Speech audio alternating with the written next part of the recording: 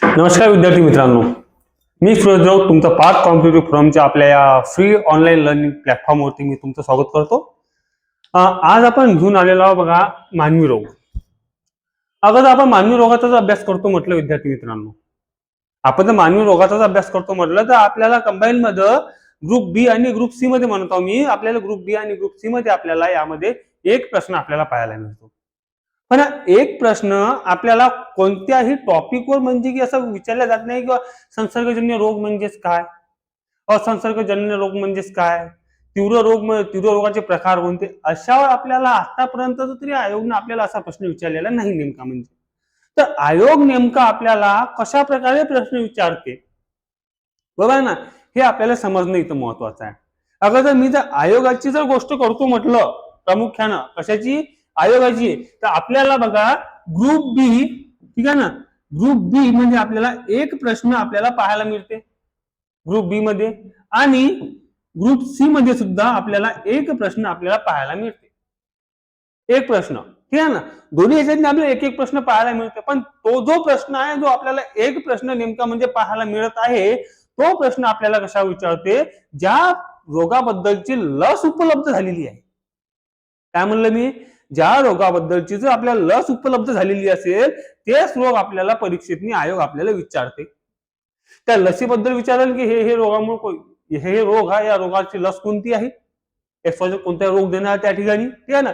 त्याच्या नंतर विचारेल की बाबा जोड्या लावा, एकूण एका कॉलम मध्ये रोग दिले जाईल, एकूण एका कॉलम मध्ये लस दिली जाईल, ठीक आहे ना। अशा संदर्भात आपल्याला प्रश्न विचारले जाते। आणि आता आपल्याला ग्रुप बी ची पेपर आहे बरोबर आहे ना, त्या ग्रुप बी च्या पेपर मध्ये सुद्धा आपल्याला एक प्रश्न तरी आपल्याला याच्यावर विचारला जाणार आहे, हे 101% करेक्ट आहे। पण त्यामध्ये आता तुम्ही म्हणसाल मला की जे याच्यावर प्रश्न विचारले जात नाही बुवा, आम्ही पुस्तकं वाचून आहोत, आम्ही ते PYQ वाचून आहोत, पण मित्रांनो तिथे एक महत्वाची गोष्ट बघा, तिथे एक महत्वाची गोष्ट अशी आहे की आपल्याला ते जे आहे कवक फंगी या माध्यमातून ते आपल्याला पेपर विचारलेला आहे, ते क्वेश्चन विचारलेला आहे, या माध्यमातून जर याच्यातून जर आपल्याला प्रश्न विचारायचा असेल ते फक्त त्याच प्रकारे प्रश्न विचारेल, म्हणजे की फक्त लसीवर, ठीक आहे ना, अशा प्रकारे फक्त प्रश्न विचारू शकते। तर चला आता टाइम वेस्ट न करता आपण या लेक्चर मध्ये आपण शिकणार आहोत की मानवी रोगाचे प्रकार कोणकोणते आहे, कोणत्या प्रकारे ते डिस्ट्रीब्यूट होते, कोणत्या प्रकारे ते पसरते, ठीक आहे ना। त्यानंतर आपण याच्यावर या रोगाचे आपण बघू की रोग कोणते आहे, जीवाणूजन्य रोग कोणते आहे, साथीचे रोग कोणते आहे, तीव्र आजार कोणते आहे, आपल्याला तीव्र कोणते आहे, ठीक आहे ना। हे सर्व काही आपण इथे बघणार आहोत। ओके, आता चला तर मग आता समोर जाऊया। आता आपण बघा पहिलं बघा, आपण सगळ्यात पहिले बघूया आता प्रकार। आपल्याला रोगाचे प्रकार जर बघायचे असेल तर रोगाचे प्रकार आपल्याला दोन प्रकारात आपण रोगाचे प्रकार आपण बघू शकतो, दोन प्रकारात वर्गीकरण झालेले आहे। दोन प्रकार ते कोणते, तर दोन प्रकार, एक प्रकार म्हणजे आपला संसर्गजन्य रोग, ठीक आहे ना, आणि एक प्रकार म्हणजे आपला असंसर्गजन्य रोग। संसर्गजन्य रोगाचा जर विचार करतो म्हटलं आपण, संसर्गजन्य रोगाचा जर विचार करतो म्हटलं, जे आपल्याला शरीरामध्ये बाहेरून आपल्या आंत्र जातं, जीवाणू झालं, विषाणू झालं, ठीक आहे ना, कृमी झालं, हे जे आपल्या बाहेरून आंत्र जातं, ते श्वासोच्छवास असो, अन्नवाटे असो, पाण्यावाटे असो, त्याला आपण संसर्गजन्य रोग असे म्हणतो, ठीक आहे ना।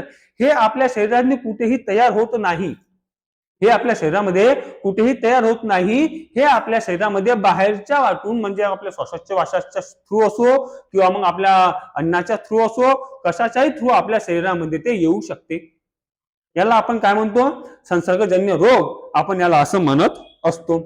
चला तर मग पहिला पॉइंट आपला कोणता आहे, पहिला रोग जर म्हटलं मी, कोणता आपला पहिला रोग, संसर्गजन्य रोग।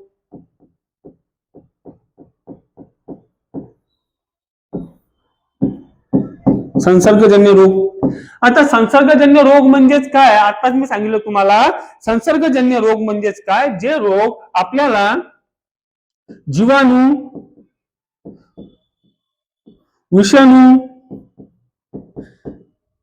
जीवाणू झालेला आहे, विषाणू झालेले आहे, या माध्यमातून आपल्या शरीरामध्ये प्रवेश करतात, हे आपल्या शरीरात प्रवेश करतात आणि आपल्याला संसर्गजन्य रोग आपल्याला पाहायला मिळतो आपल्या शरीरामध्ये, नंतर मग संसर्गजन्य रोग आपल्या शरीरात होतो, ठीक आहे ना. यालाच आपण काय म्हणतो, संसर्गजन्य रोग. हे बाहेरून आपल्या शरीरामध्ये येतं नेमकं म्हणजे, ठीक आहे ना. दुसराच पॉईंट हेच राहणार आहे आपल्याला, बाहेरून आपल्या शरीरात येते, बाहेरून आपल्या शरीरात येते, ठीक आहे ना. आता बाहेरून आपल्या शरीरात येते तर नेमकं म्हणजे हे रोग कोणकोणते, बरोबर आहे ना. हे रोग कोणकोणते बघा, टायफॉइड झालेला आहे, हे आपल्या बाहेरून आपल्या विषाणू आपल्या अंदर येतो शरीरामध्ये. टायफॉइड हे रोग आपला झालेला आहे. कोणतं? टायफॉइड. टायफॉइड हे आपल्याला संसर्गजन्य रोगाचे एक बेस्ट उदाहरण आहे, ठीक आहे ना.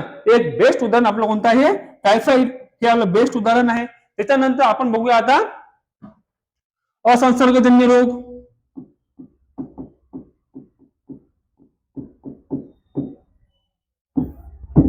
असंसर्गजन्य रोग. आता असंसर्गजन्य रोग म्हणजेच काय नेमकं म्हणजे,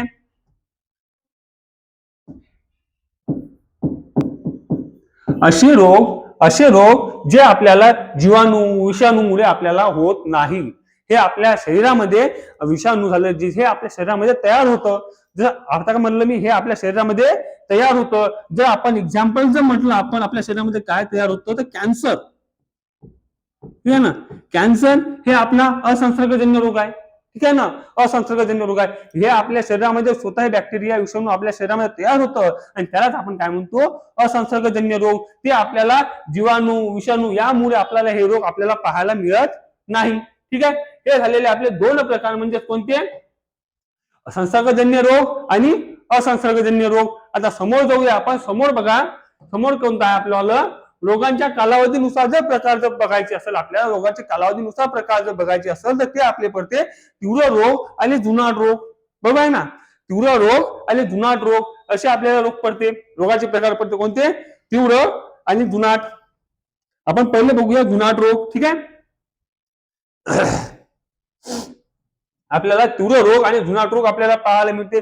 जुनाट रोग म्हणजेच काय? जुनाट रोग म्हणजे आपल्याला जास्त कालावधीपर्यंत आपल्या शरीरामध्ये ते रोग राहतात, ठीक आहे ना. जास्त कालावधीपर्यंत ते रोग आपल्या शरीरामध्ये राहतात. ते जर तीव्र रोग म्हटलं ते कमी कालावधीसाठी आपल्या शरीरामध्ये राहतात, ठीक आहे. तीव्र रोग, जुनाट रोग बघा. आता जुनाट रोग आणि कोणता रोग आपल्याला? तीव्र रोग. तीव्र रोग, ठीक आहे ना. आताच आपण जुनाट रोग जर म्हटलं बघा, आता जुनाट रोग आपल्या जास्त कालावधीसाठी आपल्या शरीरामध्ये राहतात.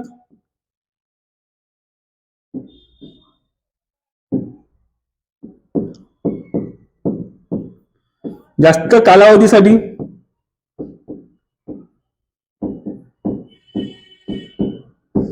कसे राहतात? जास्त कालावधीसाठी आपल्या शरीरामध्ये राहतात. ते जास्त कालावधीसाठी शरीरामध्ये ते वास्तव्य करत राहतात, ठीक आहे ना.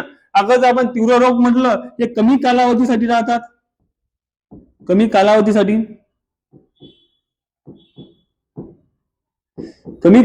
आपल्या शरीरामध्ये राहतात.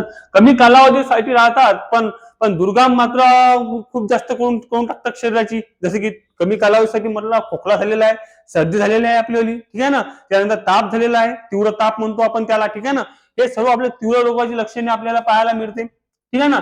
अगोदर जुनाट रोगाचं म्हटलं आपण, जुनाट रोग म्हटलं आपलं मधुमेह, ठीक आहे ना.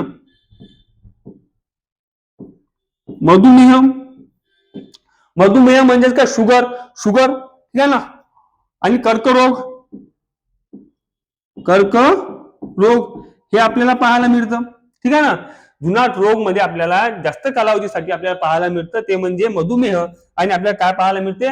कर्करोग पाहायला मिळते. हे आपल्या शरीरामध्ये जास्त वेळेसाठी असतो. तेच जर म्हटलं आपण कमी कालावधीसाठी, तर कमी कालावधीसाठी आपल्याला जे विचार करतो म्हटलं आपण, तर ते म्हणजेच काय?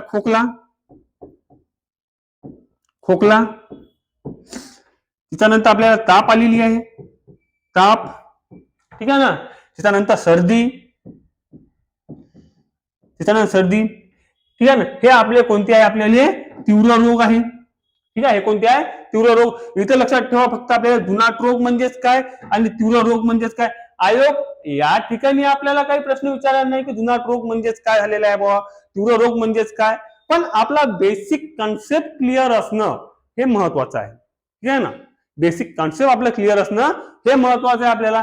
त्या कारणाने तुम्ही हे लक्षात ठेवा, जुनाट रोग म्हणजेच काय, जास्त कालावधीसाठी आपल्या शरीरामध्ये वास्तव्य करत राहतात. एकदम शॉर्ट ट्रिकने आपल्याला समजून घ्यायचं आहे, ठीक आहे ना. तीव्र रोग म्हणजेच काय, कमी कालावधीसाठी आपल्या शरीरामध्ये राहतात, ठीक आहे ना. आणि आपल्याला तीव्र रोगाचे जर लक्षणे विचारले, तीव्र रोग जर कोणते ते आपल्याला विचारलं, कोणकोणते आहे, खोकला, ताप, सर्दी. कोणता आहे, खोकला, ताप आणि सर्दी. त्यानंतर जर म्हटलं आपण जुनाट रोग कोणते आहे, मधुमेह आणि कर्करोग आहे, हे आपल्याला पाहायला मिळते, ठीक आहे ना. आता आपण समोर बघूया, आता आपण समोर कोणकोणतं आहे, आपल्याला रोगाच्या व्याप्तीनुसार आपल्याला प्रकार बघायचे आहे. रोगाच्या व्याप्तीनुसार जर प्रकार म्हटलेला आहे, आपल्याला प्रकार पाहायला मिळते. रोगाच्या व्याप्तीनुसार आपल्याला साथीचे रोग झालेले आहे, ठीक आहे ना. हे आपल्या रोगाच्या व्याप्तीनुसार आपल्याला एक प्रकार पाहायला मिळते, कोणते, साथीचे रोग.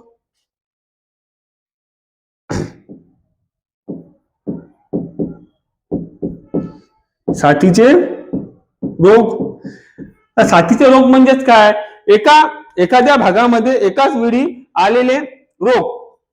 एखादा भाग आहे समजा, त्या भागामध्ये एकाच वेळी आलेले रोग म्हणजेच आपल्या साथीचे रोग, आपण असं त्याला म्हणतो, ठीक आहे ना. किंवा आपला कोरोना हे आपला साथीचा रोग नव्हता. कोरोना आपला साथीचा रोग नव्हता, ठीक आहे ना. कोरोना साथीचा रोग नव्हता, ठीक आहे. साथीचा रोग म्हणजे काय, एखादा प्रदेश आहे, भूप्रदेश आहे, त्याच जागेवर सर्व ठिकाणी पसरलेला असेल, त्याला आपण काय म्हणतो, साथीचे रोग असे म्हणतो, ठीक आहे ना. त्याचा जो बेस्ट एक्झाम्पल म्हणजे कावीळ झालेला आहे, टायफॉइड झालेला आहे, ठीक आहे ना. याला आपण काय म्हणतो, साथीचे रोग असं म्हणतो. साथीचे रोग म्हणजेच काय बघा, एखादं गाव आहे, गावामध्ये मेला भरलेला आहे, ठीक आहे ना. जर त्या मेला भरलेला आहे, तर एखाद्या तलावातून त्या तलावामध्ये विविध बॅक्टेरिया असेल, जीवाणू, विषाणू, हे सर्व त्या तलावातून असेल. पण त्याच तलावातून आपण जेव्हा मेलेमध्ये जातो, तो महाभोग म्हणजे आपण काय म्हणतो, महाप्रसाद आपल्याला असतो, ठीक आहे ना. आणि आपण त्या ठिकाणी जर बसलो, ठीक आहे ना, आणि तेच पाणी जर आपल्याला तिथं सर्वांना वाढलेलं असेल, ठीक आहे ना, त्याच पाण्यातून जर आपल्याला ते अन्न बनवलेले असेल, ठीक आहे ना, तर त्यामुळे जे आपल्याला रोग होतो, त्याला आपण काय म्हणू शकतो, साथीचे रोग असं म्हणू शकतो. कारण की ते तेवढ्याच विशिष्ट भूक्षेत्रावर ते आपल्याला व्यापलेलं आहे, तेच रोग आपल्याला व्यापलेलं आहे तेवढ्याच भूक्षेत्रावर, ठीक आहे ना. त्याला आपण काय म्हणतो, साथीचे रोग, ठीक आहे ना. समजलं, साथीचे रोग म्हणजेच काय. याचा एक्झाम्पल जर विचार करतो म्हणलं आपण, एक्झाम्पल आपल्या इथं आलं कावीळ, ठीक आहे ना. कोणतं, कावीळ आणि टायफॉइड. हे आपलं बेस्ट एक्झाम्पल आपल्या इथं राहणार आहे, कोणतं, कावीळ आणि टायफॉइड, ठीक आहे ना. कावीळ आणि कोणतं, टायफॉइड. ओके, हे झालेलं आपल्या साथीचे रोग. आता प्रादेशिक रोग, कोणतं, प्रादेशिक रोग. प्रादेशिक रोग, प्रादेशिक रोग म्हणजे एका प्रदेशात ते नुसतं व्यापून राहणं. काय म्हटलेलं आहे मी, एक प्रदेश आहे, सपोज आपल्याला जम्मू काश्मीरचा भाग झालेला आहे. जम्मू काश्मीरच्या भागामध्ये आपल्याला गलगंड, कोणता, गलगंड हा रोग आपल्याला पाहायला मिळतं. नेमकं म्हणजे तर त्या प्रदेशापुरता तो रोग सीमित आहे. तसंच जर आपण इकडे खाली खाली खाली खाली आला, महाराष्ट्रामध्ये आपल्याला तेवढा गलगंड आपल्याला पाहायला मिळत नाही. ते जर आपण खाली गेलं, डबल केरळ राज्याकडे गेलं तर केरळ राज्यामध्ये आपल्याला हत्ती, काय म्हणलं मी, हत्ती रोग आपल्याला पाहायला मिळतं.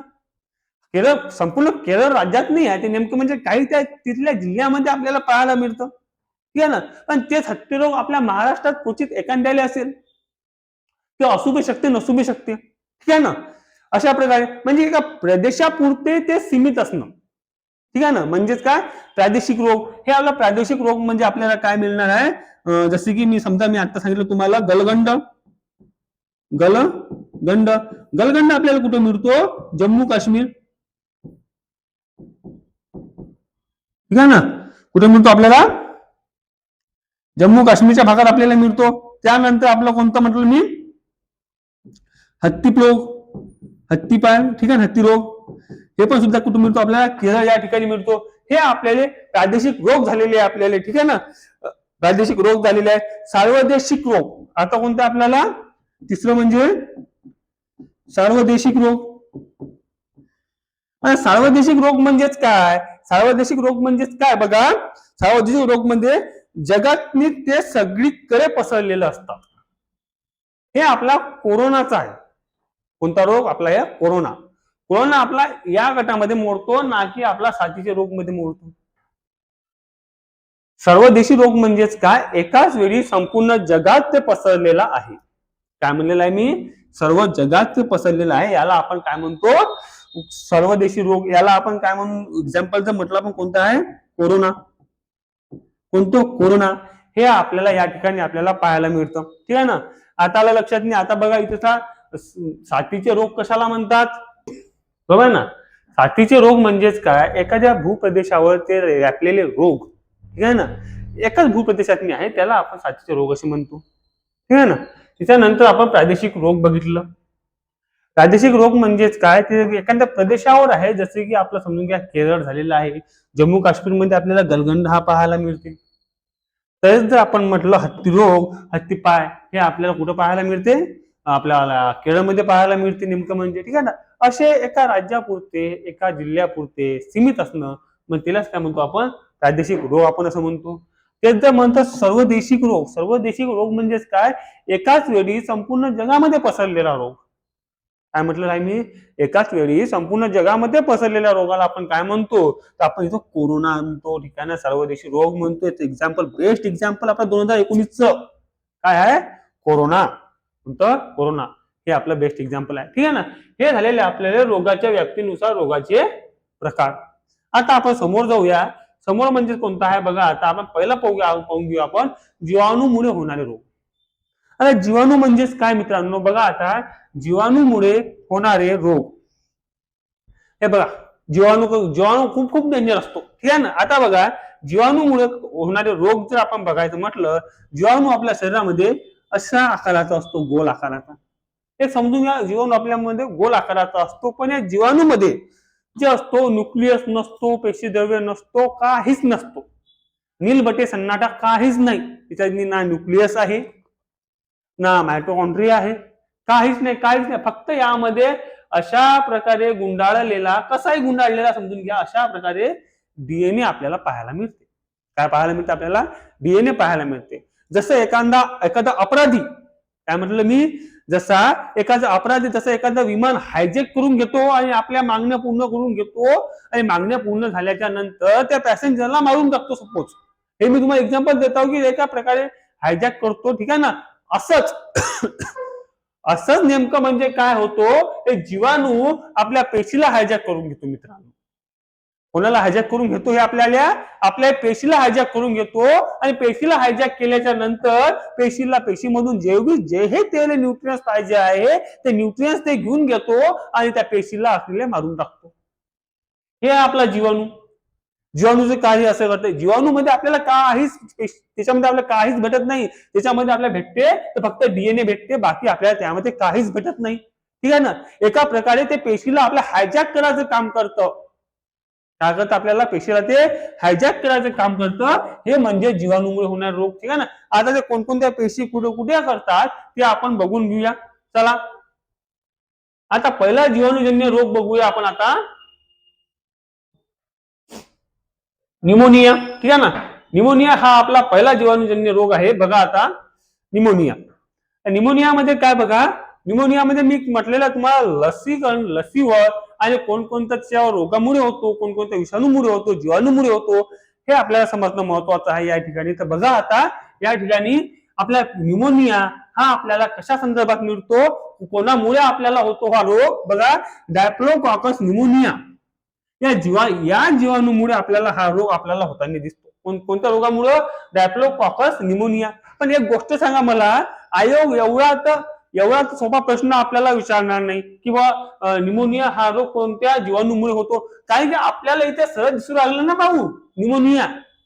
हा प्रश्न विचारणार आहे का आयोग, किंवा निमोनिया हा रोग कोणत्या विषाणूमुळे होतो, कोणत्या जीवाणूमुळे होतो, विचारणार आहेत का? नाही विचारणार. का बरं नाही विचारणार? डॅप्लोकॉकस निमोनिया इथेच आहे ना.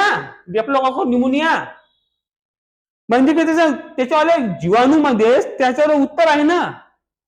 जो रोग ज्यामुळे होत आहे त्यामध्ये त्याचं उत्तर आहे बघा निमोनिया. असे प्रश्न आपल्याला आयोग मात्र आपल्याला विचारणार नाही, बरोबर ना. असे आपल्याला विचारणार नाही. ठीक आहे ना. म्हणजे कोणामुळे होतो, डायप्लोकॉकस निमोनियामुळे होतो. ठीक आहे ना. याच्यानंतर बघा काय म्हटलेलं आहे, या रोग कसा हवेतून होतो. आता बघा डायप्लोकॉकस निमोनिया आहे ते आपला हवेतून होतो. तो परिणाम कशावर करणार आहे, तो परिणाम कशावर करणार आहे, कशाच्या माध्यमातून जाणार आहे, तो जाणार आहे आपल्या नाकाच्या माध्यमातून जाणार आहे आंध्र, ठीक आहे ना. शरीरामध्ये कशाच्या माध्यमातून जाणार आहे, तो आपल्या नाकाच्या माध्यमातून जाणार. जर तू नाकाच्या माध्यमातून जात असेल तर इफेक्ट कुणावर करेल, मी काय म्हटलं, जर तो नाकाच्या माध्यमातून जात असेल तो इफेक्ट कुणावर करणार आहे, लंग्सवर करणार ना. कुणावर करणार, जो लंग्सवर करणार. लंग्स मध्ये कुणावर करणार, जो, ठीक आहे ना, लंग्सवर करणार आहे ते, ठीक आहे ना. म्हणजे आता बघा या रोगाचा परिणाम फुफ्फुसावर होतो. आता म्हटलेला जर तो नाकाच्या माध्यमातून जात असेल तर तो कशाचा प्रभाव करतो, कशावर प्रभाव करतो, तो आपल्या लंग्सवर प्रभाव करतो, आपल्या वायुकोशावर प्रभाव करतो, ठीक आहे ना. आपल्या कशावर प्रभाव करतो, आपला पहिले वायुकोश बघा आपल्याला अशा प्रकारे असतं आपलं वायुकोश, ठीक आहे ना. नंतर आपलं वायुकोश अशा प्रकारे होऊन जातं मित्रांनो, ठीक आहे ना. अगर तो नाकामधून होत आहे तो कशावर परिणाम करणार आहे, हे आपलं बेसिक पॉईंट आहे, ठीक आहे ना. इथे आपल्याला जास्त वाचायची गरज आपल्याला पडत नाही, हे फक्त आपल्याला एका माध्यमातून समजायला पाहिजे. अगर तोंडावाटे आपल्या शरीरामध्ये जात असेल तर कोणावर इफेक्ट करणार आहे, स्टमकवर जे पचनसंस्थेवर इफेक्ट करणार आहे, ठीक आहे ना. हे आपल्याला समजायला पाहिजे त्या प्रकारे, तशा प्रकारे, ठीक आहे ना. नंतर बघा या रोगासाठी कोणती लस उपलब्ध नाही. या न्यूमोनियासाठी आपल्याला कोणती लस मात्र आपल्याला उपयुक्त नाही आहे मित्रांनो, ठीक आहे ना. बघा सेकंड बघा, न्यूमोनिया या रोगामुळे छाती दुखणे, ताप येणे, श्वास घेताना त्रास होणे असे लक्षणे आढळतात. असे लक्षणे आढळतात. न्यूमोनियामुळे आपल्याला काय होतो, छातीत दुखायला त्रास होतो आपल्याला, ठीक आहे ना. त्यानंतर ताप येतो, श्वास घेताना त्रास होतो आणि असे लक्षणे आपल्याला आढळून दिसतात मित्रांनो, ठीक आहे ना. हे झालेलं आहे आपल्याला न्यूमोनिया. या न्यूमोनियामध्ये आपल्याला नेमकं काय लक्षात ठेवायचं आहे, काय लक्षात ठेवायचं आहे, डॅप्लोकॉकल न्यूमोनिया, ठीक आहे ना. हे याच्यामुळे होतोय. आयोग उच्चार जरी नसेल तरी सुद्धा लक्षात ठेवणं आपला भाग आहे, ठीक आहे ना. त्यानंतर हे कशावर परिणाम करतो, ते दोन, त्याला फुफ्फुसावर परिणाम करतो. त्याच्यानंतर हे आपल्याला फुफ्फुसावर परिणाम करतो हे जर समजलं आपल्याला तर हे आपल्याला लक्षात ठेवायचं काही गरज नाही, किंवा मग हे लक्षात ठेवा किंवा हे लक्षात ठेवा, दोन पैकी एक लक्षात ठेवा, कोणतेही आपल्याला ते मिळून जाते, ठीक आहे ना. आणि याची लक्षणे काय म्हटलं आहे मी, आणि याची लक्षणे काय, छातीत दुखणे, ताप येणे, श्वास घेताना त्रास होणे, हे लक्षणे आपल्याला समजण्याची आवश्यकता आहे. आता आपण समोर जाऊया, समोर बघूया आपला कोणता रोग आहे आता, डांग्या खोकला. कोणते आहे, डांग्या खोकला. डांग्या खोकला म्हणजेच काय बघा, हार्मोनोफिलस पॅक्टुटिस या जीवाणूमुळे आपल्याला हा रोग होताना दिसते. ना सायन्सचे नाव खूप किचकट आहे मित्रांनो, खूप किचकट आहे. सायन्स हा फक्त इंग्लिशच्या सायंटिस्टच्या नावानेच हे झालेला आहे, बदनाम झालेला आहे. बाकी सायन्स विषय एक नंबर आहे, ठीक आहे ना. हे आपल्याला समजणं गरजेचं आहे, ठीक आहे ना. याचा प्रसार हवेतूनच होतो, ठीक आहे ना. याचा प्रसार जर हवेतून होत असेल तर बघा या रोगाचा परिणाम श्वासनलिकेत होतो मित्रांनो. अगर जर तो हवेतून जात असेल तर कोणावर नियंत्रण होणार आहे, कोणावर परिणाम होणार आहे हे मी तुम्हाला आधीच सांगून दिलेलं आहे, बरोबर आहे ना. याला हुपिंग कप म्हणतात. काय म्हणतात, हुपिंग कप. यालाच काय म्हणतो आपण, हुपिंग कप असं म्हणतो. आणि या रोगासाठी टीबी एपी ची लस वापरली जाते. ही लस आपल्याला महत्वाची आहे इथे मित्रांनो. कोणती, TDAP, हे लस आपल्याला इथे महत्वाची आहे. आणि घटसर्प, डांग्या खोकल्यामध्ये आपल्याला काय काय लक्षात ठेवायचं आहे, एक तर तो ज्या जीवाणूमुळे होतो तो जीवाणू, त्या जीवाणूचं नाव आपल्याला लक्षात ठेवायचं आहे. आणि त्यानंतर तो कशावर परिणाम करतो, श्वासनलिका. कशावर करतो, श्वासनलिकावर परिणाम करतो. आणि काय म्हणतो त्याला, हुपिंग कप म्हणतो. आणि आपण TDAP हे लस, म्हणजे याच्यातले चारही पॉईंट आपल्याला समजणं आणि चारही पॉईंट आपल्याला पाठ करणं असो किंवा लक्षात ठेवणं असो हे आपल्याला महत्वाचं आहे, ठीक आहे ना. हे आपल्याला इथं महत्वाचं आहे. त्यानंतर बघून घेऊ आता आपण समोरचा. समोर बघा, समोर काय आहे आपल्याला, घटसर्प, ठीक आहे. घटसर्प बघा आता घटसर्प म्हणजेच काय बघा, कॉर्नियोबॅक्टेरियम डिसेंट्री या जीवाणूमुळे आपल्याला हे होताना दिसतो.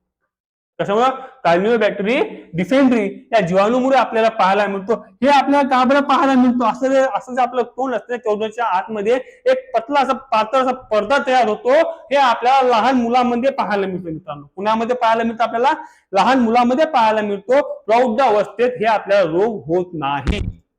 प्रौढ अवस्थेत आपल्याला हे रोग होत नाही. समोर बघा, याचा प्रसार हवेतून होतो. याचा सुद्धा प्रसार कसा होतो म्हणलं, हवेतून होतो. त्यानंतर बघा, या रोगासाठी TDAP लसच वापरली जाते. कोणती लस वापरली जाते? TDAP हेच लस वापरली जाते, किंवा डांग्या खोकल्याला व धनुर्वातीसाठी सुद्धा वापरली जाते.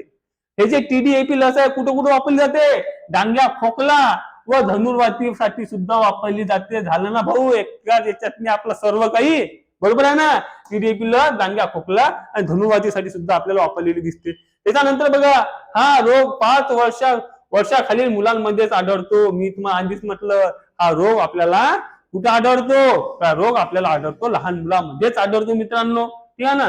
नंतर बघा, या रोगात घशामध्ये करड्या रंगाचा पडदा निर्माण होतो. हे बघा मित्रांनो, अशा प्रकारे जे इथं पडदा निर्माण झालेला आहे ना पांढरावाला हवाला, अशा प्रकारे इथं पडदा आपल्याला निर्माण होताना दिसते मित्रांनो.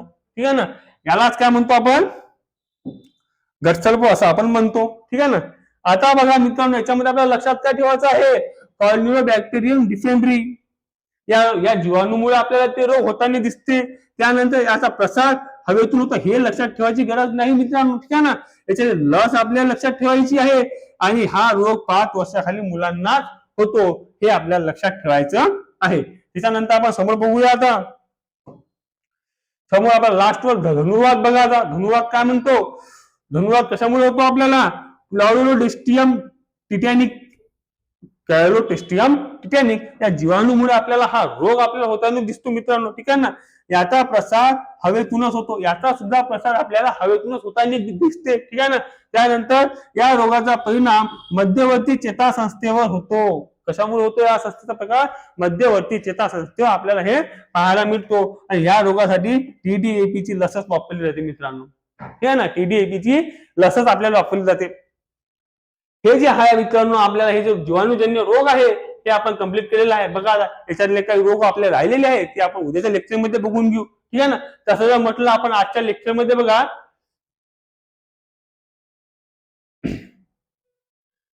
आजच्या लेक्चरमध्ये जर आपण बघायचं म्हटलं, आजच्या लेक्चरमध्ये आपण प्रकार बघितलेले आहे. ठीक आहे ना. आपण प्रकार बघितलेले आहे रोगाचे. ठीक आहे. त्या रोगाच्या कालावधीनुसार प्रकार होते. आपले तीव्र रोग झालेले आहे, जुनाट रोग झालेली आहे. ठीक आहे. त्याच्यानंतर रोगाच्या व्याप्तीनुसार आपले प्रकार होते. त्याच्यानंतर आपण बघितलेलं जीवाणूजन्य रोग म्हणजेच काय ते आपण बघितलेलं आहे. अशा प्रकारे आपण ओव्हरऑल सिलेबस आपण या ठिकाणी आपल्याला घेण्याचा प्रयत्न केलेला आहे. आणि आयएमपी जे नोट्स आहे, आयएमपी जे आहे तेच आपण घेत आहोत. ठीक आहे ना. तेच आपण घेण्याचा प्रयत्न सुद्धा आपल्याला चालू आहे.